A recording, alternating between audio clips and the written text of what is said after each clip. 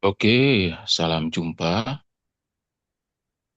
Pada video kali ini, kita akan membicarakan sebuah kasus terkait first order atau second order, begitu. Nah, saya punya model seperti ini, ya. Model seperti ini, ah, ini ada variabel X, variabel mediasi, dan variabel Y. Lalu di masing-masing variabel itu punya punya itemnya ya, dengan jumlah yang berbeda-beda ya. Nah, lalu saya akan melakukan pengujian validitas dan reliabilitas untuk data yang seperti ini.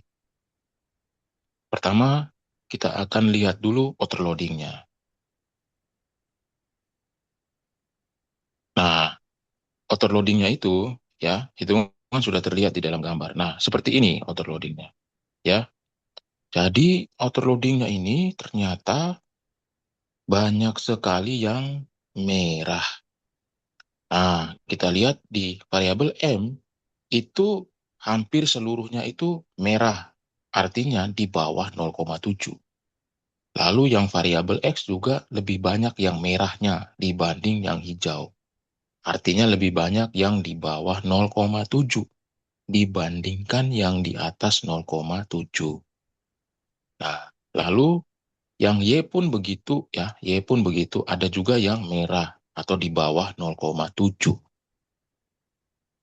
Nah, mendapati data seperti ini kan tentu saja kita bingung ya, kok begitu banyak sekali overloading yang merah ya, di bawah 0,7. Ada apa? Apa yang terjadi? Kenapa kok overloadingnya kok banyak sekali yang merah? Ya, nah sekarang coba kita perhatikan reliabilitas dan validitas konvergennya. Nah, ternyata di validitas konvergennya itu juga ada yang merah nilainya, yaitu M dan X ya, variabel M dan X. Jadi nilai average varian extracted-nya itu atau AV-nya itu masih di bawah 0,5, artinya belum valid. Nah, lalu eh, apa sebenarnya yang terjadi dengan data ini sebenarnya? Kenapa kok autoloading-nya banyak sekali yang merah begitu ya? Lalu AV-nya juga ada yang merah. Coba kita perhatikan validitas diskriminannya.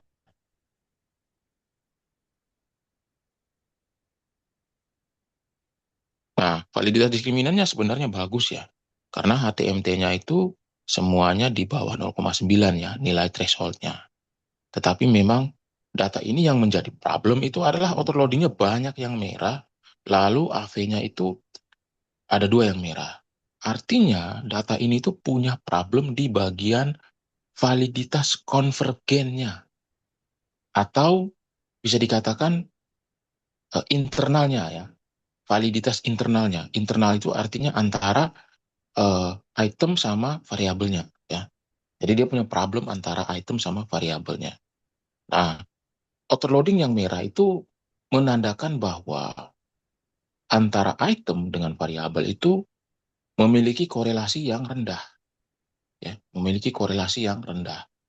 Nah, kalau item dan variabel memiliki korelasi yang rendah, nah itu berarti apa? Berarti item itu mungkin saja tidak benar-benar mengukur variabel. Nah, seperti itu. Jadi memang problem di data ini adalah validitas internalnya, bukan validitas eksternalnya. Karena kita lihat validitas diskriminannya kan baik-baik saja begitu ya. Nah, jadi dia memang problemnya di eksternal gitu ya, di internalnya. Nah, mengapa terjadi seperti ini? Nah, bisa saja hal ini terjadi karena kita tidak memahami konsep dari konstruknya sebenarnya atau konsep dari variabel. Nah, maksudnya begini, apakah variabel yang kita punya itu sifatnya unidimensi atau multidimensi. Ya, variabel kita itu secara teori sifatnya itu unidimensi atau multidimensi. Kalau kita gambar seperti ini, maka ini konsepnya adalah variabel ini sifatnya unidimensi, di mana ada variabel, lalu variabel ini langsung diukur oleh item. Nah, kalau kita menggambar seperti ini, maka ini variabel ini sifatnya adalah unidimensi, karena dia langsung diukur oleh item. Ya. Nah,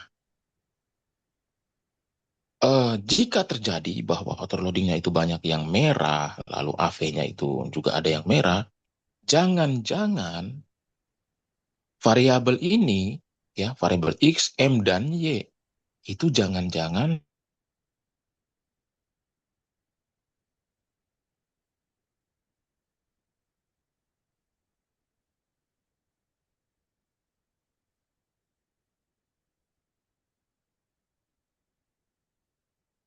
suatu konstruk yang unidimensi atau variabel yang unidimensi, itu biasanya jumlah itemnya tidak banyak, cuma sedikit biasanya. Ya, mungkin sekitar 10, ya maksimal 10 lah begitu. Nah, tetapi kalau kita lihat contohnya variabel Y ini, itu itemnya banyak sekali. Nah, item yang banyak ini tidak mungkin hanya berasal dari satu dimensi saja.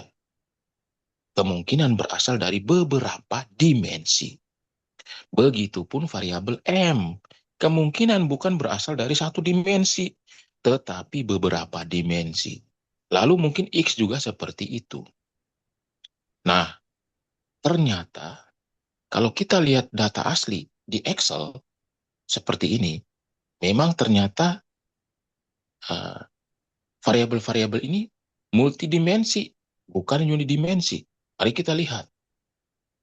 Variabel X itu ternyata punya dimensi X1, X2, dan X3. Lalu setiap dimensi punya item. Begitupun variabel M itu punya 4 dimensi, yaitu dimensi M1, M2, M3, dan M4. Lalu masing-masing punya item. Masing-masing dimensi punya item. Nah, variabel Y juga seperti itu ya. Dia malah sampai 6 dimensi. Di mana masing-masing dimensi juga punya item. Jadi sebenarnya semua variabel ini sifatnya itu multidimensi.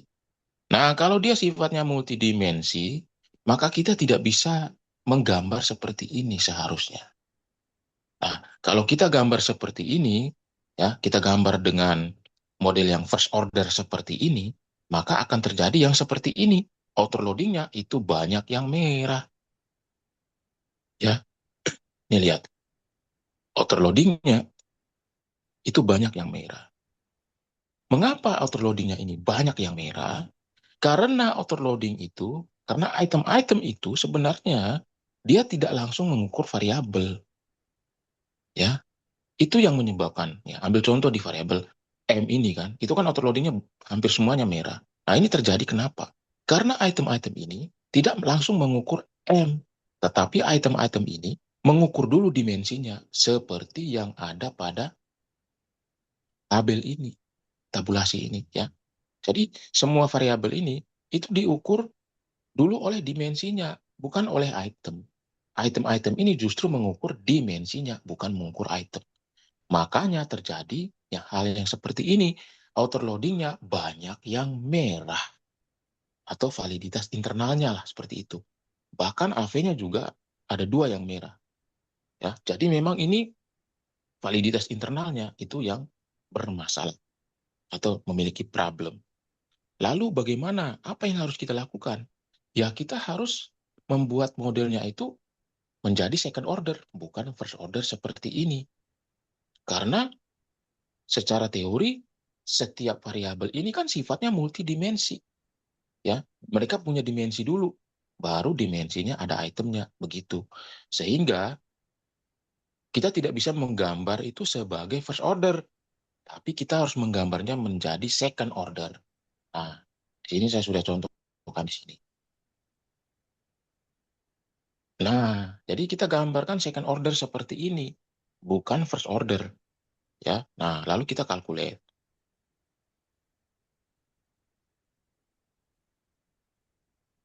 Kita akan lihat overloadingnya, ya.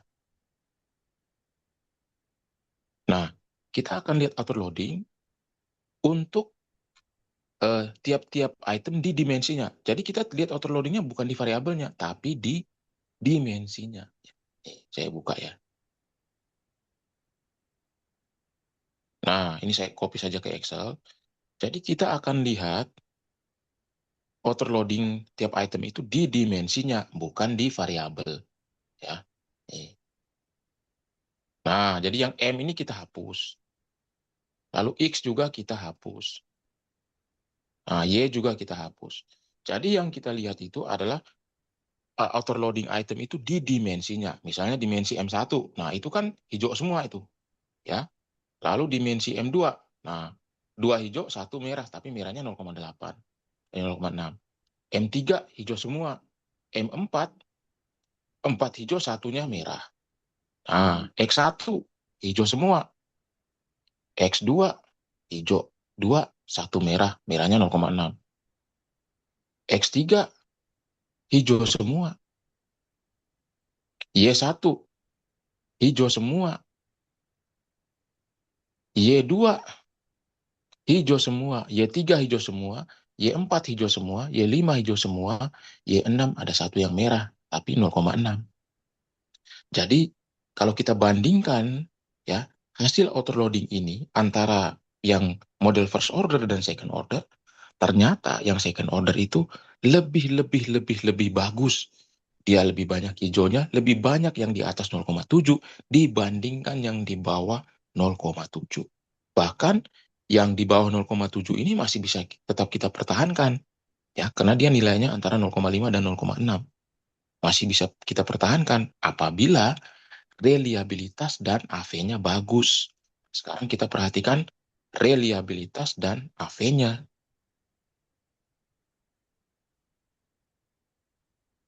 Nah, sama reliabilitas dan AV ini juga yang kita lihat itu adalah yang dimensinya, bukan variabelnya.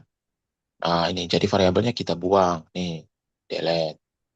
X kita buang, delete. Y kita buang. Nah, di sini kita bisa melihat ya, setiap dimensi itu AV-nya di atas 0,5 semua. Sedangkan untuk reliabilitasnya ada yang kan ya karena masih ada batas toleransi ya uh, menurut Joseph Hare ya. Jadi menurut referensi dari Joseph Hare 0,6 itu masih bisa kita toleransi, masih bisa digunakan begitu.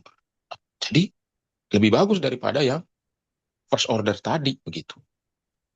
Lalu bagaimana dengan yang diskriminan validity? HTMT-nya kita lihat. Nah, ini juga sama. Yang kita lihat itu adalah yang dimensi, bukan variabel. Jadi yang variabel kita buang. Ini untuk yang di tahap pertama ya. Delete, delete, delete. Nah, ini kan terlihat ya. Terlihat HTMT-nya juga di bawah 0,9 semua. Jadi aman ini ya. Bagus ini. Nah, ini adalah karena kita menggunakan second order, jadi ini adalah uji validitas dan reliabilitas di tahap pertama. Nah, belum nanti di tahap keduanya. Nah, di tahap kedua itu ya, nanti modelnya berubah ya. Jadi eh, dimensi ini lalu nanti akan menjadi semacam indikator dia langsung mengukur variabel. Itu di tahap kedua ya, di tahap kedua. Nah, kira-kira seperti itu. Semoga video ini bermanfaat untuk teman-teman yang mungkin mengalami problem seperti ini. Oke, terima kasih.